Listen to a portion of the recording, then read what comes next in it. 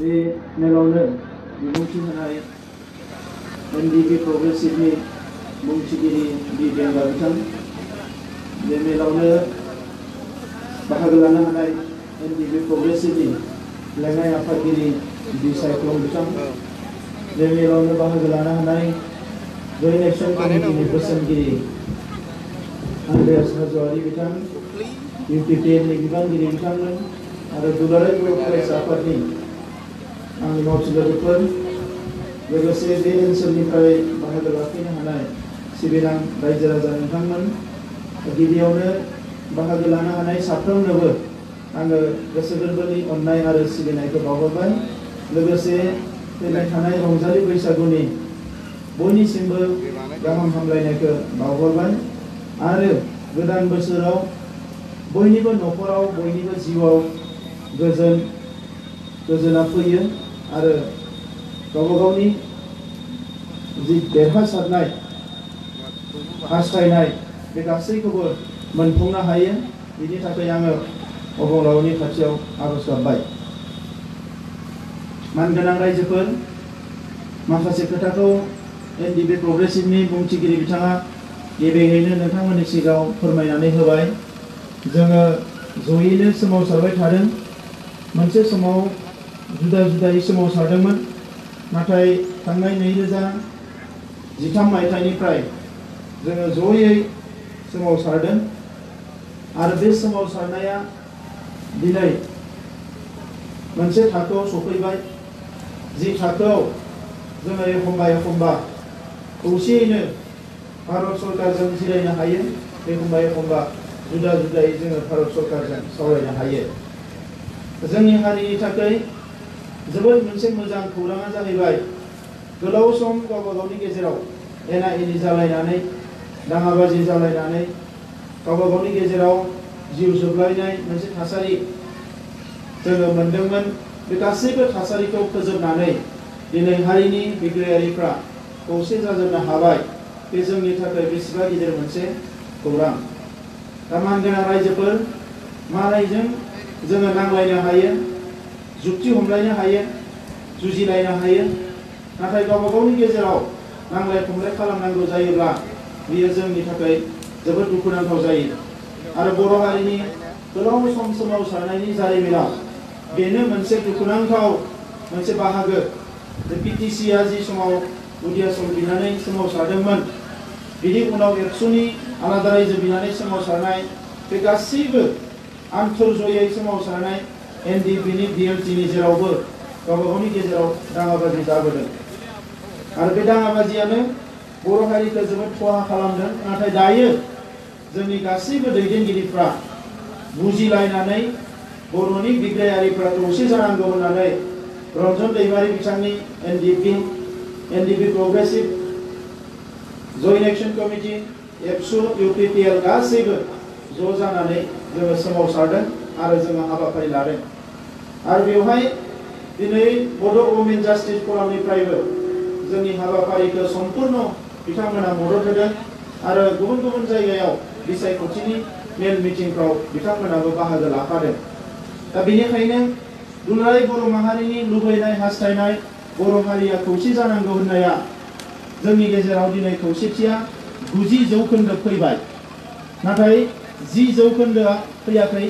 बेयो जाहैबाय जोंनि राजखान्थि हान्जा बिपिएफ जायफ्रा सरकार सालायदों, बिथांमोना गावबा गावनि गोहोखौ, गावबा गावनि आरामखौ नागारनानै फैनो बानानै दिनै बिथांमोना जोंनि खौसेयाव बाहागो लायाखै। जों आसा खालामदों मोनसे समाव बिथांमोनाबो जोंनि खौसेथिनि जि दौलें बेवहाय बिथांमोनाबो बोनजाफैगोन आरो बर' हारिनि आद्रा थानाय जि हाबाफारि बेखौ जोङो मोगथाङाव महर होनायाव जों खौसेयै दावगालांनो हागोन। मानगोनां रायजोफोर, जोंनि जि जुजिनाय, जोंनि जि बिग्रायखांनाय, बियो दाबो जोबाखै, बियो गेजेर सम सफैदों। जोङो नैबे समाव बे बिग्रायखांनायखौ एबा जोंनि जे रेगुलेसन जांख्रिखांनाय सोमावसारनायखौ जोङो आसखान्दा गेजेर ससेयाव गारनानै थाङोब्ला जोंनि रोजा रोजा मुंख्लंफोरनि जि सिमां बियो मोगथां महर मोननाय नङा आरो बड'फानि जि सिमां बेबो माब्लाबाबो बेयो मोगथां महर मोननाय नङा आरो बर' फिसाफोरनि भारतबर्षनि बे सा सानजा आसाम रायजोआव गावनि सिनायथि थामोनथा राव थुनलाइखौ लानानै अराय सम मोनसे गोथां हारि महरै थांनानै थानायनि जि हास्थायनाय बेयो मालाबाबो मोगथां महर मोननाय नङा। दा बेनिखायनो जों बयबो जानजि खाफ्रादों। एसे आगोलाव बिथाङा बुंलांनाय बायदि दिनै बिथांमोना 33 बोसोर सोमावसारनानै पुलिस मिलिटारिजों होसोजानानै जेल जानानै सोरबा कारेन्ट सर्ट होजादों, सोरबा गावथार जाबाय। दिनै बिथांमोना दाबो दावहाथिलिनिफ्राय गारनानै खारनो नागिराखै। बिनिनो बिदिन्थि रन्जन दैमारि बिथाङा दिनै थैजासे जेल जोबजाबाय। बिथाङाबो खारखोमानो हागौमोन, आं जेल जोबजाया, आं साजा लाया, आं खारगोन। नाथाय बिथाङा खाराखै। मानो खाराखै? बिथाङा बेखौनो फोरमान खालामनानै होबाय, बर'फ्रा जे आलादा रायजो बिनाया नंखाय नङा, बर'फोरनि जांख्रिखांनाया जे नंखाय नङा, आरो बर'फोरनि जांख्रिखांनायनि थाखाय साफ्रोमबो बर' फिसाया जे थै आरो जिउ होनो थाखाय राजि थियारि, बेखौनो मुलुगनि मानसिफोरनो खोन्थानो थाखाय दिनै बिथाङा थैजासे जेल जोबनायखौबो बजबनानै बिथाङा जेलाव थांबाय। दा नंखायनो मानगोनां रायजोफोर, बेबायदि थासारिया जोंनि खर'साजों बारलांनायनि उनाव जोंनि साफ्रोमबो बर' फिसा, जोंनि साफ्रोमबो बर' लाइमोन, साफ्रोमबो बर' जोहोलाव जोहोलावजोनि फाफ्लियाव बेसेबा गिलिर बिबान मोनसे फैबाय जे बर' हारिनि उदांस्रिखौ जों जेरैखि जाया लाबोथारनांगोन, जोंनि थाखाय मोनसे आलादा रायजो सोरजिनांगोन। बड'फा उपेन्द्रनाथ ब्रह्मआ मोननै खामानि जोंनो होलांदों। मोनसे गिलिर बिबाना जाहैबाय जेरैखि जाया आलादा रायजोखौ सोरजिनांगोन। गुबुन मोनसेया जाबाय बर' हारिखौ गेरेमसा हारि महरै गायसननांगोन।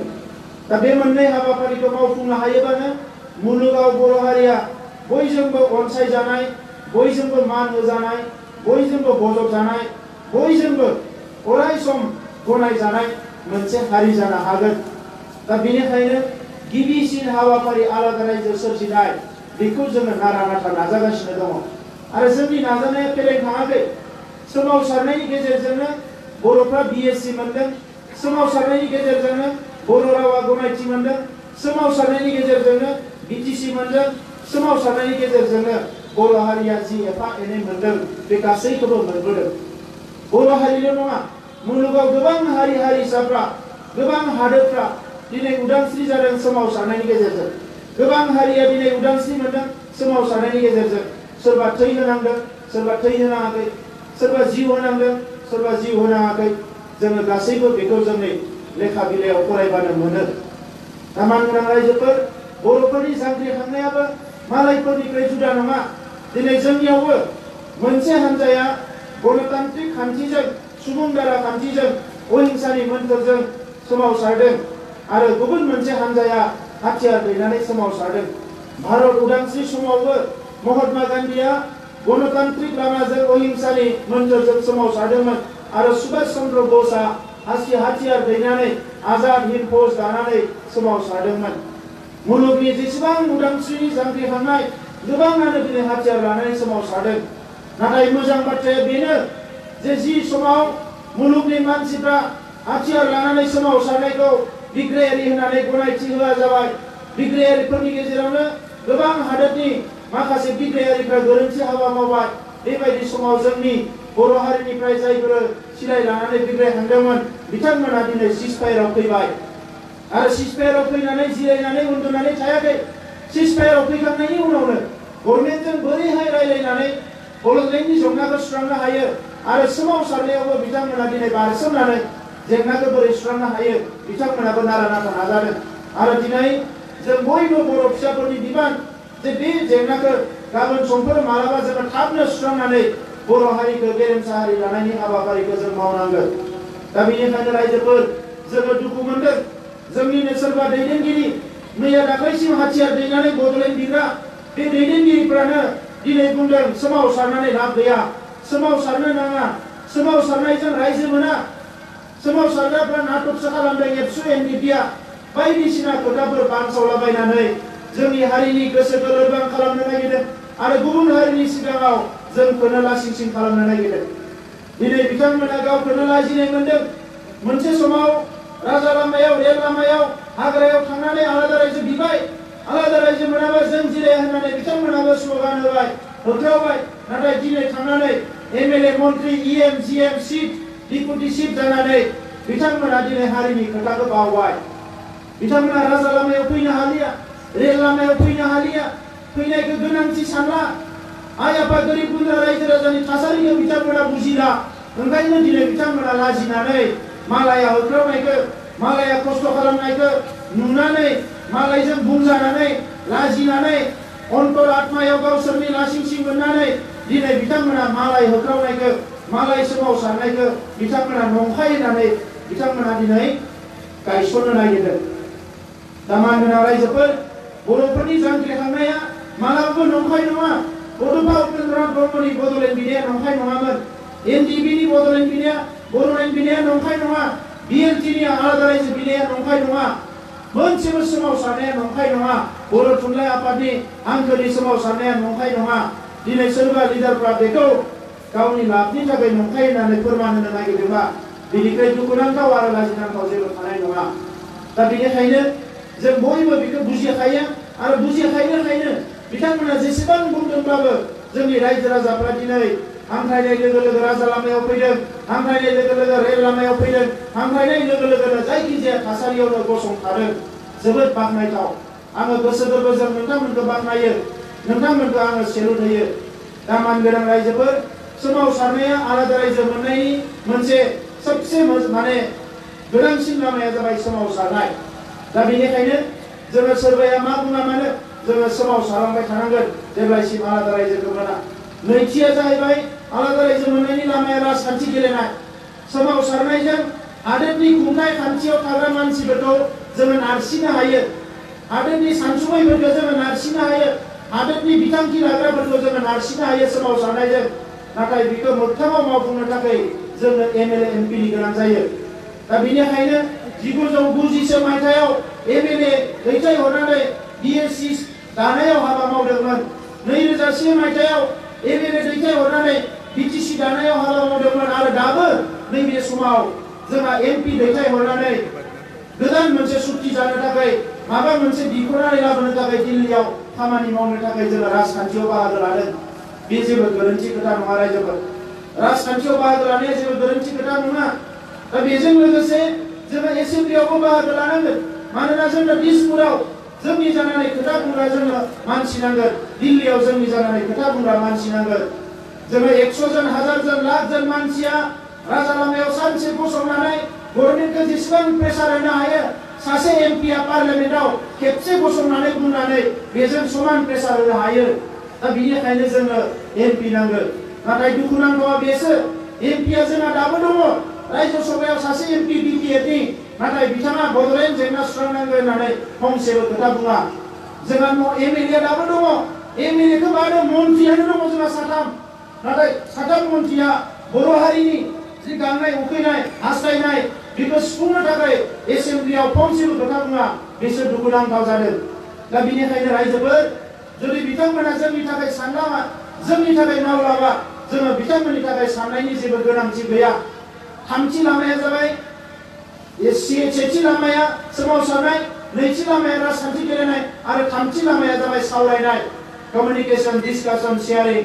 आरो जोङो सावरायनायखौ दिनै सोलिगासिनो दङ। गभर्नमेन्टजों जों सावरायदों, अफिसारफोरजों सावरायदों, बिउरोक्रेटफोरजों सावरायदों, आसामाव सावरायदों, दिल्लीयाव सावरायदों। आरो जेसेबां सावरायदों, मोनसेबो सावरायनायाव रावबो अफिसारा, रावबो मन्थ्रिया नोंथांमोननो बड'लेण्ड होनाय जानाय नङा, बड'लेण्डआ मालाबाबो जाया होननानै जोंनो सानसेबो बुङाखै। बुंदों जोंनि लिडारासो, बिटिसिनि सिबासो बुंदों बड'लेण्डआ जानाय नङा, 110% बड'लेण्डआ जाया। आरोबाव बुंबावदों बावैसो, आं जेब्लायसिम थागोन आरो बिपिएफ हान्जाया जेब्लायसिम थागोन अब्लासिम बड'लेण्डआ जाया आरो बड'लेण्डखौ जानो होनाय नङा बिथाङा बुंदों। बे खोथाखौ जोङो खोनादोंमोन बर' लिडार हिरा सरनियानि खुगायावसो। बिथाङा एमपि गेलेनाय समाव 5 बोसोर सिगाङाव बुंदोंमोन, आङो एमपि गेलेदों बड'लेण्डनिफ्राय हारसा गामिफोरखौ दानख'नानै लांनो थाखाय आरो बिटिसिखौ सिफायनो थाखायसो आं एमपि गेलेदों आरो बड'लेण्डखौ आं मालाबाबो जानो होआ हिरा सरनिया बुंदोंमोन। दिनै हाग्रामा महिलारियाबो बे खोथाखौनो बुंबाय। दा नंखायनो रायजोफोर, बड'लेण्डखौ लुबैग्रा, बड'लेण्डखौ हास्थायग्रा, बड'लेण्ड सोरजिनानै राव थुनलाइ हारिमु सिनायथि थामोन्था रैखाथि होनानै मोनसे गोथां हारि हिसाबै थांनानै थानो लुबैग्रा उदांस्रि हास्थायसुलि बे बर' रायजो राजाफ्रा दिनै मोनसे थांखि लानो सम जाबाय। जोंनो बड'लेण्ड नांगौ ना जोंनो हाग्रामा आरो बिपिएफ नांगौ? लामाया मोननै जाफैबाय रायजोफोर। जोङो दिनै डिसिसन लानांगोन। मानोना बिथाङा गावनो बुंना लाबाय, जों बुङाखै, गावनो बुंदों। बिथाङा गावनो बुंदों आं थाजासिम बड'लेण्डआ जाया, माने हाग्रामाया जेसेबां गोबाव थागोन बड'लेण्डआ जाया। आरो गावनो बुंदों बिपिएफआ जेसेबां गोबावसिम थागोन बड'लेण्डआ जाया। अब्ला रायजो राजाफ्रा साननांसिगोन दिनै बड'लेण्ड नांगोन ना हाग्रामाखौ नांगोन? जुदि हाग्रामा नांगौबा बड'लेण्डखौ बावदो, आरो बड'लेण्ड नांगौबा हाग्रामा आरो बिपिएफखौ बावदो। जोंनि खाथियाव मोनसे लामा जाफैबाय रायजोफोर। बबे लामाखौ लानो नोंथांमोना थिग खालाम। दा बे खोथाया बिथांनि खोमायाव गोग्लैहैनांगोन। रायजो राजाफ्रा जे बड'लेण्डसो नांगौ। आरो बिनिखायनो दिनै जों खौसेयै बड'लेण्डनि थाखाय खामानि मावदों आरो खामानि मावलांनांगोन रायजोफोर। दा बेखिनि समाव गुबुन मोनसे बड'फाया होलांनाय खामानिया बर' हारिखौ गेरेमसा हारि दानांगोन। गेरेमसा हारिया बोरै जागोन? जोंनि गुदि फरायसालिया मोजां जानांगोन, गेजेर फरायसालिया मोजां जानांगोन, गोजौ फरायसालिया मोजां जानांगोन। गंफ्रोमबो फरायसालियाव नांगौ बायदि फोरोंगिरि थानांगोन। फरायसालिनि न'आ मोजां जानांगोन। जोंनि फरायसालिफोरनि अबस्थाया मोजां नङा। फोरोंगिरि गैया, लेखा सफैया। जोंनि आबादारिफ्रा बोसोरसेयाव खेबथाम गाहाम आबाद मावनांगोन। आबाद मावनोबा आबादथिलियाव दै नांगोन, दैखौ सरकारा जगायनांगोन।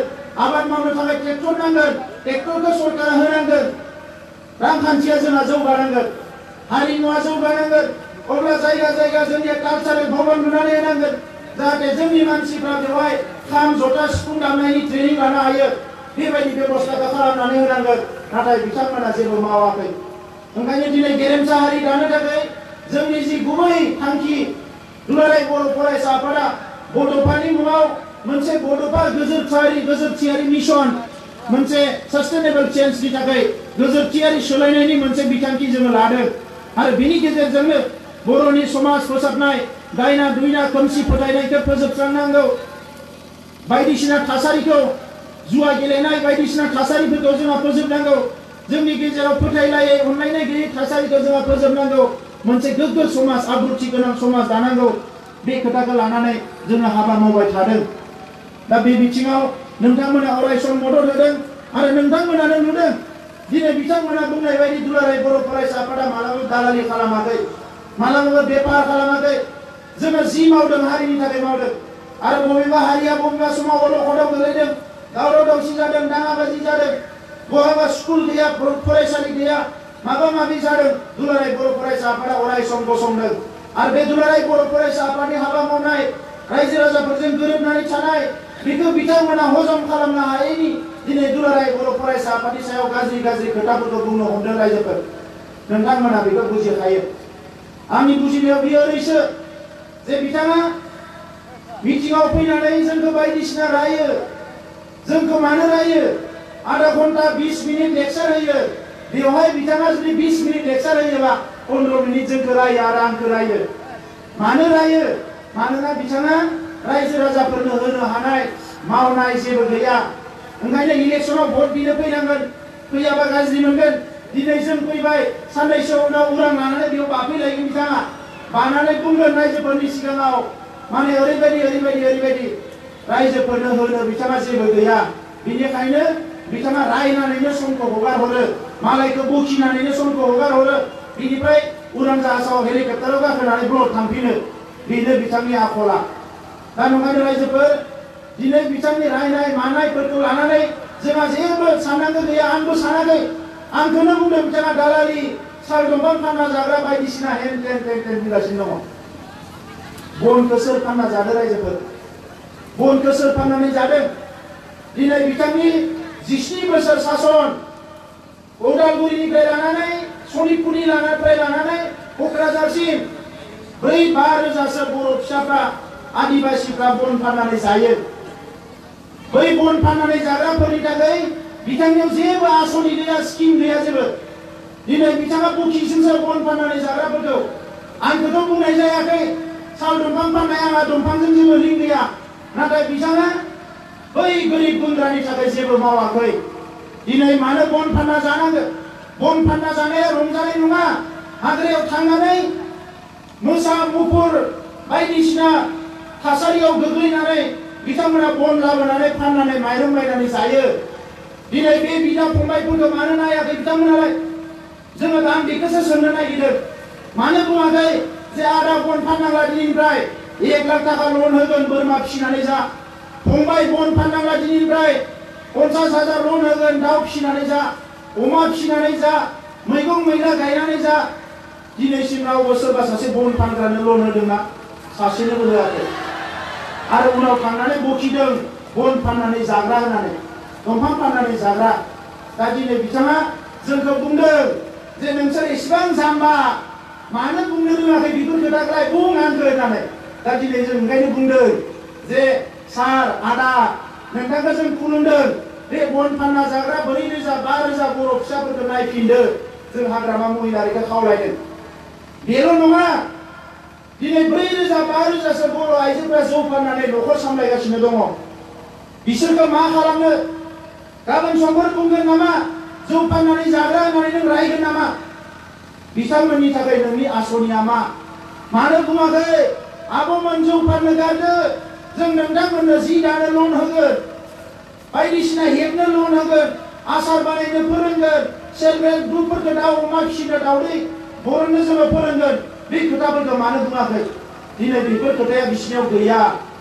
गोरिब गुन्द्राफोरनि थाखाय जेबो आसनि गैया, आबादारिनि थाखाय जेबो आसनि गैया, फरायसाफोरनि थाखाय जेबो प्रजेक्ट गैया, साख्रि बाख्रि गैयै सेंग्रा सिख्ला लाइमोनफोरनि थाखाय जेबो हाबाफारि गैया बिसिनि आखायाव। ओंखायनो मिटिंआव फैबाय, जोंखौ रायबाय, समखौ बारहोबाय, ब्लड थांबाय। आरो चन्दन ब्रह्मआथ' ओरैबायदि मलम लागायनानै बुंगोन रायजो राजाफ्रा बिसास खालामाबानो खारग'आ। नङै खोथा मोनसेखौबो ओरैबायदि आखाइखौ फिदिं फिदिं बुंगोन बिसास खालामथारनांगोन। बेवहाय बोरै लामा जागौमोन, बे दलङा बोरै जागौमोन, बे ओरै जागौमोन। दुनियाव जेनेबा चिराङावसो फार्स्ट दालां जाग्रोदों आरो लामा जाग्रोदों, नङा होमबा? अरुणाचल हाजो खर'आवबो दालां जादों रायजोफोर, मेघालयआवबो हाजो खर'आव दालां जादों। दालाङा जोंनि चिराङावल' जायाखै, बेखौ लानानै गोग्गानांगौ जेबो गैया। बे दालाङा सिगाङावनो जानांगौमोन। दा खोथाया जाबाय दिल्लीनि माबा मोनसे प्रजेक्ट, दिसपुरनि माबा मोनसे प्रजेक्टखौ लानानै बेवहाय माने बिथांमोना मा खालामफैदों? टिं टिं टिं टिं हान्थिखौ दानफैदों। जों मावनाय होननानै। नों मा मावदों बेखौ बुं। बिटिसिआ साननैसो बिकास यजना होननानै गारि खारबाय, गारिया दायो सेंलांजोब्बाय, नङा होमबा? गारियानो गैला। मा जाखो? गारिनि फैसाया जाजोब्बाय, गारिया गाज्रि जाबाय, क'क्राझाराव गारना दोनजोब्बाय, गारिफ्रा जेबो गैला। मा होबावनो आरो रायजोफोरनो? दिनै 17 बोसोराव नङाबाबो 1 लाख मानसिखौ बिथांमोना रांखान्थियाव जौगानाय खालामनांसिगौमोन। आरो आं बिथांमोनखौ बुंगोन 17 बोसोर नङा, 5 बोसोर जुदि जोङो बे बिटिसिखौ सालायनांगौबा 1 लाख मानसिखौ जोङो साख्रि होनो हायाबाबो गावनि आथिङाव गसंनो हानाय खालामगोन रांखान्थियाव। बोसोरसेनि गेजेराव बन दानग्राखौ जों गावनि न'आवनो जनानै खामानि मावनो हानाय खालामगोन। बोसोरसेनि गेजेराव रावबो बर' फिसाया बन दाननो थांनांनाय नङा। बोसोरसेनि गेजेरावनो जौ फाननायखौ जों 100% बन्द खालामगोन। जोंनि रावबो बिमाया बिब'आ जौ फाननांलायनो जानाय नङा। बिनि थाखाय जोङो साननो हायो। मेलेमखौथ' बाहायनांगोन ना। गावनि क्रेसार मेसिन लुनाय, गावहा दंफां हाखावनाय मिल बानायनाय, गावनि हटेल लुनाय, गावनि बिजनेसावनो बेस्थ' थायोबा रायजो राजाखौ बहा नुहुरदों? दिनै बुंजानोसो लुबैदों। आंखौ बुंदों जाथिखौ फानबाय बियो, बेफार खालामबाय। जाथि फानग्रा बाजारखौ खिन्थु आं नुवाखै रायजोफोर। बबे बाजाराव जाथि फानो? हारि फानग्रा बेफार खालामनाय जाथि दखानखौ आं नुवाखै। दाउ फानग्रा, जि फानग्रा, सेन्देल फानग्रा दखान नुदों आङो, जाथि फानग्रा नुवाखै। ओंखायनो आं हाग्रामा महिलारि बिथांखौ खावलायदों जे आंखौबो सानसे लांफा जाथि फानग्रा दखानाव। आं नोंथांजोंनो थांफानो लुबैदों। नायना लानि आं खनसे बबेयाव जाथिखौ फानो। गुवाहाटीयाव फानो, दिल्लीयाव फानो, आमेरिकायाव फानो, लण्डनाव फानो, थाइलेण्डआव फानो, गोबां जायगायाव थाङोनो बिथाङा। आंखौबोथ' सानसे लांफा, आंबो फंबाय जाथि फाननाय दखानखौ आंबो नायनो लुबैसोदों दायो। बिराद गोबाव बुंबायल' थाबाय बिथाङा, सानसेबो लाङा जाथि फाननाय दखानाव। आं बिराद लांजानो लुबैबाय बिथांजों। दामान गोनां रायजोफोर बेफोरखौ बुंलाबायनानै मानसिफोरखौ आन्दायहोनो नागिरदों। गावनि असे बिदा फंबायफोरखौ जेरैबायदि जोथोन लानांगौ बिथांमोना लानो हायाखिसै। खालि इलेक्सन फैबाल' मुसारि रानगोननो, कम्बल रानगोननो, माबा रानगोननो।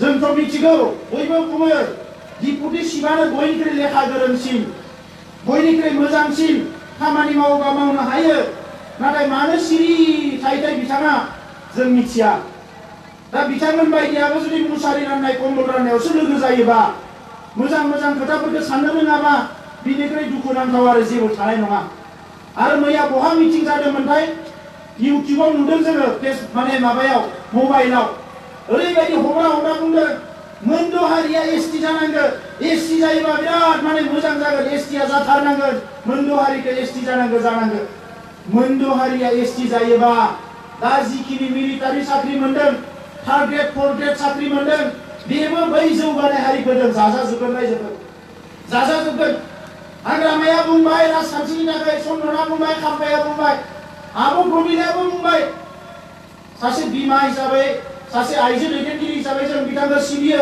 नाथाय बिथाङाबो बुंबावबाय मोनद' हारिया एसटि जानांगोन मोनद' हारिया एसटि जायोबा गावनि फिसायानो साख्रि मोननाय नङा दिनै गावनिया मोनजोबबाय नालाय आरो मालायखौ सानला बिथांमोना दा दिनै सोरबा दिनै मेट्रिक पास खालामहोदों हाजिरा मुजिरा मावनानै हायार सेकेन्डारि पास खालामहोदों बिए पास खालामहोदों दाउ अमा फाननानै 10,000 20,000बो होनो हाया बेबायदि अबस्था दा बेनिखायनो रायजोफोर दिनै बिथांमोना जि मावदों आलादा रायजोखौ होबथानाय मोनद' हारिखौ एसटि खालामनाय बियो जोंनि हारिखौ ध्वंस खालामनायनि अनगायै जेबो नङा ओंखायनो जोङो सांग्रां जानांसिगोन रायजोफोर जों बयबो सांग्रां जानांगोन खौसेथिखौथ' बयबो लुबैयो नङा होमबा रायजोफोर बयबो खौसेथिखौ लुबैयो आरो खौसेथिखौ लुबैयोखायनो दिनै एबसु एनडिपि ज' जानायखौ बयबो लुबैदों नाथाय बेखौनो हाग्रामा महिलारि बिथाङा सैज्य खालामनो हायाखै दाख्लै हारसा जायगायाव थांनानै बुंदों एबसुआ माने एनडिपिखौ लानानै दावहा नांनो नागिरदों गावजों इलेक्सना दावहासो आरो जोंलाय मानो दावहा नांबाय बायदों नङा होमबा गोजोननि थाखायसो फैदों खौसेथिनि थाखाय फैदों अनलायनानै संसार जानो थाखाय फैदों गावनिनो बिदा फंबाय 15 लाख मानसिनि मोनसे न'खर जोंहा बर'आव बेयाव जोङो बुलायलायनो नांलायलायनायखौ लुबैया गावजों थायोबा एनडिपिआ मोजां गावनिफ्राय बाहेरायाव फैयोबा एनडिपिआ गाज्रि मा बेलाय गावनि माने बान्दा जाना थानांगौ गाव बुंबा गसंनांगौ गाव बुंबा जिरायनांगौ गावनि बान्दा नङा बियो मोनसे रिभलिउसनारि आफादसो बिग्रायखांग्रा आफादसो भारत सरकार आसाम सरकारजों चेलेन्ज खालामनानै बिग्रायखांग्रा आफादसो दिनै बिथाङा गावनि पकेटाव लाखिनो नागिरबा जानाय नङा दा बेनिखायनो नैबे समाव खौसेथिया बोरै फैगोन जोङो निमाहा होलायनांगोन जोङो बोजबलायनानै लानो हानांगोन नाथाय बिपि एबा खुनु दिन खौसेथियाव फैनाय नङा मानोना बिथांमोना गावखौनो पावारफुल होननानै सानो जेला पावारफुल जागोन सासे मानसिया बियो रावजोंबो केरकेरायनाय नङा जोङो बिथांमोनजों रायलायनो नागिरो बिथांमोनजों जोंजों रायलाया मानो रायलायनो बिथाङा सानो बे गोरिब गुन्द्राफोरजों रायलायोबा फैसासो बिगोन बिसोरो मटर गाखोनो ओंखाम जानो जोंजों रायलाया ओंखायनो रायजोफोर खौसेथिया जेब्लायसिम बिथांमोना इलेक्सनाव जेना अब्लासिम खौसेथिया फैनाय नङा थांनाय 17 बोसोराव गोबां बर'नि आफादा नाजादों खौसेथिखौ लाबोनो जोंबो नाजादों खौसेथिखौ लाबोनो नाथाय बिथांमोना आसि बिमा दिन्थिनानै होयो खौसेथिया फैया बर' हारियाव ओंखायनो रायजोफोर थाखा फैसा जेबो गारनो नाङा खौसेथि लाबोनायनि लामाया मोनसेल' गाबोन इलेक्सनाव फेजेनदो अखानायैनो बिथांमोना खौसे जानो होसोबोगोन मोनसेल' लामा दायो इलेक्सनाव फेजेननायाल' मोनसेल' लामा दा ओंखायनो आं नोंथांमोननि सिगाङाव बुंबाय बे खोथाखौ आरो बे सैथो खोथा मानोना बिथांमोना गियो पावारा थाबाय थानांगोन पावाराव गैयाबा जोंनि फैसाफोरखौ गाबोनो सिबिआइ लागायनानै इनकुवारि खालामगोन पावाराव थायाबा जोंखौ लामाजों थाबायलांबा बन फानग्रायाबो नायनाय नङा ओइ थगायग्रासो जाथि थगायग्रा होनगोन बेखौ बिथांमोना गियो मानोना गोरिब गुन्द्राखौ थगायनानै बिथांमोना जाबाय बे बांगाल दावरावनि समाव 100 कोटि थाखा फैबाय हालेवनानै होनांगौ आदिबासि दावरावनि समाव मानसिफ्रा हालेवनो मोनाखिसैना खारनांबाय हालेवना होनो फैसाया फैबाय दानिया फैसाखौ मा खालामखो हालेवनाय होननानै दिन्थिनानै बरननानै जाबाय गारिनि ट्रेक्टरनि नाम्बारा होबाय यामा मटर साइकेलनिसो नाम्बार ट्रेक्टरनि नाम्बार होननानै होबाय हिर' हन्डा मटर साइकेलनिसो नाम्बार नोंनो नांगौबा लेखाखौ हरजोबनो हायो जोङो केस रिपर्टआव ओंखारदों बियो हिर' हन्डा मटर साइकेलनिसो नाम्बार ट्रेक्टरनि नाम्बार ना होनाया बिटिसिनि सेक्रेटारिनिसो नाम्बार गारिनि नाम्बार बेखौनो ट्रेक्टर होननानै होदों आरो माखासे गारि नाम्बार होदों बे आसामावनो गैया AS01 मा 31 होदों 31 आसामाव गैया 30 आनो लास्ट 31 नाम्बार होनानै होबावदों गासिबो दंजोबो जोंनियाव लेखाफ्रा जोबोद दुखुनांथाव। दा नंखायनो रायजोफोर सोलायनायखौ जों लाबोनांगोन आरो बिथाङा जेरैबायदि दिनै राजनिति खालामबाय हारिखौ सना जासियो माबा जासियो सनानि थाखाय खेबनै खेबथाम हाबा जानो थिनो दा बेफोरखौ नायोबा बिराद लाजिबाय। जोंथ' लाजिबाय गुबुन हारियाबो लाजिबाय बिपिएफआव थानाय मानसिफ्राबो लाजिजोब्बाय हाला बिजों हाला होननानै। नाथाय बेसाराफ्रा उपाय गैया। सोरबाया फैसा होना लाबाय सोरबाया मायबा आसा खालामबाय दिनै नेबाय थानो गोनां जाबाय। नाथाय आं बुंनो नागिरो दानिसो मटर सायाव जोंहा सासे फंबाय फैफादों जोंजों बै मिटिं जाना फैनायाव गावनिनो असे फंबायनो 4 लाख थाखा होदोंमोन जाहैदों खामानि मोनगोन होननानै। नेयै बोसोरब्रै बोसोरबा जाबाय खामानिया मोनाखिसै उनाव थांना सालाखाथियाव हाजिरा मावहैबाय जायो 4 लाख दाहारखौ होफिननो थाखाय बेबायदि अबस्था। ओंखायनो बिथांमोना दिनै नेनानै लाब गैया। जोङो हारिनि थाखाय खामानि मावनांगौ हारि जौगानायनि थाखाय खामानि मावनांगौ। नाथाय सोलायनाया अलरेडि फैबाय रायजोफोर। नोंथांमोना क'क्राझार बाक्सा खबर लाहर गावबा गावनि लोगो दोगो फनाव सोंहर सोलायनाया फैबाय। बिथांमोनजों थाफानाय प्रफेसारफोर लेखा गोरोंफोर सिङाव जोंखौ मदद खालामजोब्बाय। ECDCनि चेयारमेनफ्राबो माखासे बुंदों सोरबा 15 लाख 20 लाख मोनोनो नङाबा ओंखारबोजोबसिगौमोन बिथांमोना खौरां होदों।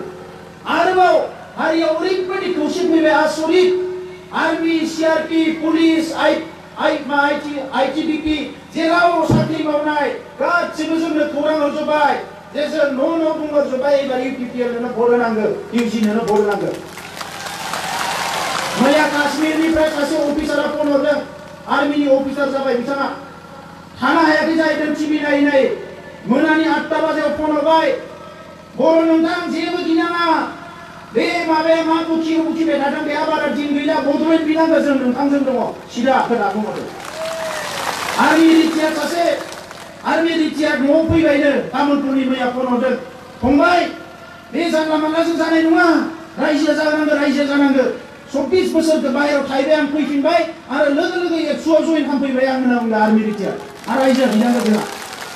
दा रायजोफोरनि गोरबोआव माया हाबनानै दङ आरो बिखौ बिथांमोना दिनै थगायनो नागिरबा जानाय नङा रायजोफोर थगायनो नागिरबा जानाय नङा। दा नंखायनो रायजोफोर गोबां खोथा बुंला इलेक्सननि बोथोर इलेक्सनबाबो बेयो जोंनिया सोमावसारनायनि सुबुं गौमा बायदि जाखाबाय। आंथ' स्ल'गानसो होनो लुबैबाय गाबोन समफोरनिफ्राय मिटिं जानो होनाय नङा खोमा सरकारनिबो माने केमेरा दङ नालाय। दा नंखायनो रायजोफोर 23 तारिखआव इलेक्सना जोबगोन 25-30 नि गेजेरावनो जोंहा सोमावसारग्रा आफादा रायलायगोन आरो जों सोमावसारनायखौ लांफिनगोन। ओंखायनो जोंनि जेंनाया थाबनो सुस्रांनांगौ जों बेनिफ्राय जेबो मिथिया। दा रायजोफोर आं जोबथारनायाव बेखौनो खावलायनो नागिरदों बैसागो फैबाय बैसागो आब्रुथिनि गेजेरजों जादो जोंनि हारिनि मोनसे फोरबो माहारिनि फोरबो बैसागोआव रंजा बाजा दुखु सुखुफोरखौ बावलायनांगोन जोंहा गावनि गेजेराव अनलायनायखौ लाबोनांगोन गिदिरा उन्दैखौ निमाहा होनांगोन उन्दैया गिदिरनियाव निमाहा बिनांगोन जोङो मोनसे मोजां थासारियाव बैसागोखौ जागोन आरो बेजों लोगोसे हारिनि खोथाखौबो बावलांनाङा। जोंहा 5,000 मुंख्लं गोबाङानो न' बां सावजादोंमोन गोबाङानो दिनै मा जाखो आथिं आखाइ गोमाजानानै थानो गोनां जाबाय आइजोफ्राबो गोबां थासारियाव गोग्लैनो गोनां जादों। दा बेफोरखौ नायजोबोबा दिनै बर' हारिनो जोंनो नाम्बार 1आव बर' जेंना सुस्रांजानायखौ जों लुबैयो आरो बेखौ जों मावनाया जायाखै होननानै सानदोंबा हाग्रामा महिलारियानो गाबोन बिबान लाफैदों जोङो बेखौ बादा होआ आरो बिथाङा जोंखौ गिनांगौ जेबो गैया। जोङो बिथांनि बायदि MLA जानो MP जानो मन्त्रि जानो थाखाय बेवहाय हगायाखै MP मन्त्रि जानानैल' रायजोखौ सिबिनो हायो बिदि नङा। दिनै गोरिब गुन्द्रा आइ आफा रायजो राजाया मानो जौगानो हायाखै न' थांनानै गामि थांनानै सासेजों रायलायनानै जौगानायनि हाबाफारि लानांगौ दङ जोंहा गोबां खामानि दङ। दा बेफोर खामानिखौ जों मावनांगोन। जोंनि फरायसाफ्रा बोरै लेखा फरायनायाव दावगालांनो हायो हारिमु स्पर्ट्स बोरै दावगानो हायो बेफोर खोथाखौ जों खामानिखौ मावगोन। दा बेनिखायनो गिनांगौ जेबो गैया। गुबुन हारिफ्राबो ज्राव ओंखारबाय रायजोफोर दिनै बांगालफ्राबो ओंखारबाय बिथांमोननि लिडारफ्रा बुंदों खनले दाङाबाजि जाबाय एबार जोङो दाङाबाजिखौ लुबैया जों खौसे जानांगौ। खौसेया ओरैनो खालि थाइसे होलायनानै खौसे जानो हाया। हारि मोनसे हारिया मोनसे हारिखौ मदद खालामनांगोन। ओंखायनो जों बुंदों आसामाव बर'फोरनि सिटआ मोनसेल' 14टा सिटआव 13टा सिटआव जों मालायनो होयो मोनसेल' सिटआव बर'आ देरहायो बे जाबाय क'क्राझार। नोंथांमोना जुदि जोंनि अलखदनि समाव जोंखौ मदद होयोबा जोंनि एमपि दैथायहरनानै आलादा रायजो जेंनाखौ सुस्रांनायाव मदद होयोबा इयुनाव जोंबो नोंथांमोनखौ मदद होनो सानगोन। बे खोथाखौ बुंनायाव दिनै बांगालफोरनि आफादफ्रा जोंजों सफै जादों। आरो बिथांमोना बुंदों बिश्वास लानो हानाय सोरबा आफाद दङबा आसामाव दिनै बर' हारिनि गेजेराव नैबे हान्जाफ्रानो दुलाराय बर' फरायसा आफाद सोमावसारग्रा हान्जाफ्रानो होननानै बिथांमोना जोंनि खाथियाव फैदों। खुनु थाखा फैसानि थाखाय नङा, जों बिथांमोनखौ बरायदों। गुबुन हारिफोरनि गेजेराव गोसोमफोरनिफ्रायबो गोबां रायलायनाय जादों दायो। हारसाफोरनि हारसा गुबैथारनिफ्रायबो रायलायनाय जादों। सरभग भबानिपुर बिटिसिनि बाहेराव क'क्राझार समस्ति गोलैयो। बिथांमोना गावसोरनो इलेक्सन स्टेरिं कमिटि दाना लानानै खारगासिनो दङ। हरसाब एबार जोङो UPPLनो भट होगोन, इउजि ब्रह्मनो भट होगोन। इउजि ब्रह्म बायदि मानसि मोननाय नङा। नंमारगौ रायजोफोर, आङो 20 बोसोर लोगो मोनबाय।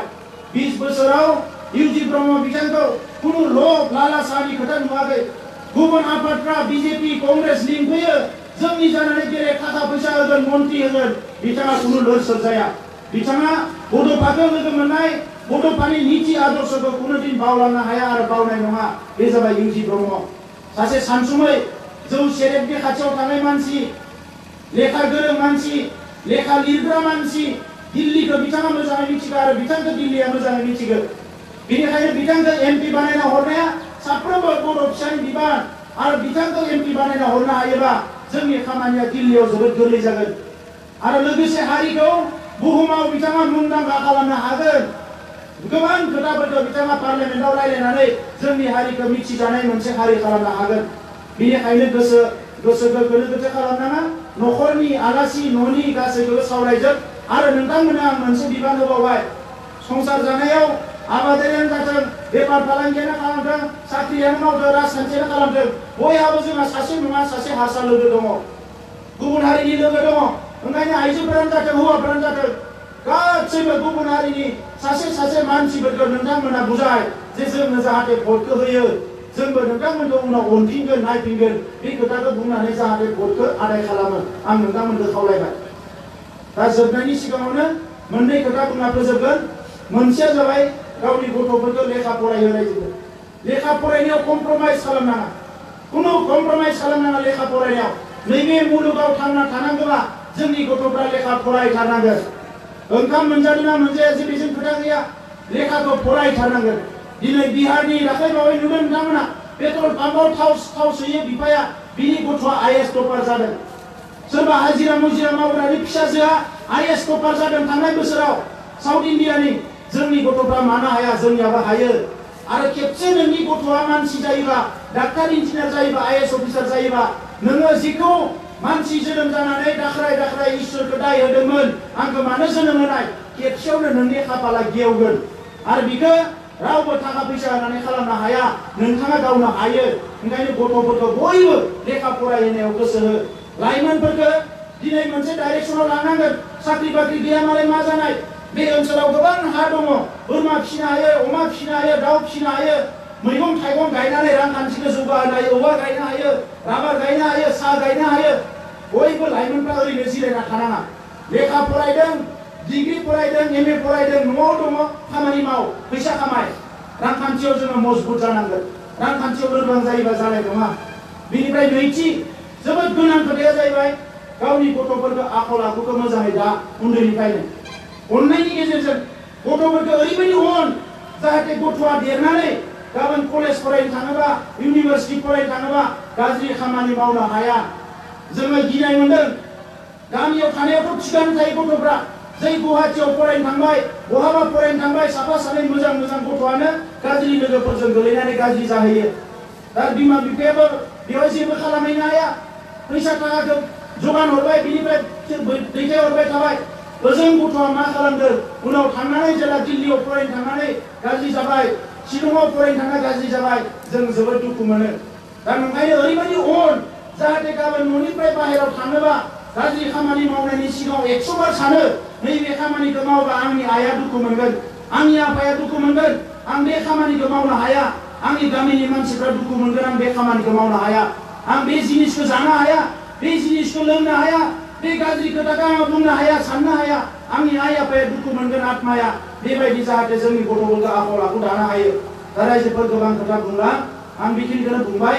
आरो जोबथारनायाव फिन खेबसेबाव खावलायबाय, इउजि ब्रह्मनि सावगारिया ट्रेक्टरनि सावगारि आरो दिनैनिफ्रायनो गामि गामि रायलाय डिउटिबो होनांगोन आंखौ सोरबा सोरबा बुंदों सार डिउटि होनोबो खावलायला फैसा रानगोन बिपि एबा होननानै गास फैसा राननाया सेल्फ हेल्प ग्रुपजोंसो रानोनो ओंखायनो आं नोंथांमोननो बुंनो नागिरदों सेल्फ हेल्प ग्रुपनि फैसा मोननांगौआ खिन्थु 1 लाख लन 1 लाख आरो बिनिनो 30,000 फ्रि साबसिडि ओंखायनो 1 लाख फैसाखौ लाबोनानै बर'ना बिसोरो 30,000खौ बर'नानै सेल्फ हेल्प ग्रुपनो 10,000 होनानै गावसोर 20,000 सेल्फ हेल्प ग्रुपजों जायो दा ओंखायनो फैसाखौ जुदि राननो फैयोबा सोरबा चेयारमेनानो जाथों मायानो जाथों फैसाखौ नोंथांमोना 30,000 लाखि आरो 30,000नि गरसे खम होयोबा होसो होसो न'सिम थांबा बेजों 30,000 नांथारगोन होननानै 30,000नि गरसेबो खम लानाङा बेसेबां फैसा होयो खोनादों जोङो बहाबा 10 लाख 20 लाख रानै रानै दोनदोंनो लास्ट खालि मोनायाव रानगोन आरो मोनसेया जाबाय अमा नायै नायै दोनदोंनो बैसागुआव जाहोनो